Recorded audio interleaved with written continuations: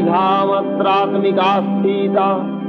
अर्धमात्रा स्थिता नित्या ज्ञानुच्चज्जा विशेषतः तदेव सा तं सावित्री तं देवी जननी परा तयैव धर्यते सर्वं तयैतत्सृज्यते जगत् तयैतत्पल्लते देवी समक्ष्यन्ते च सर्वदा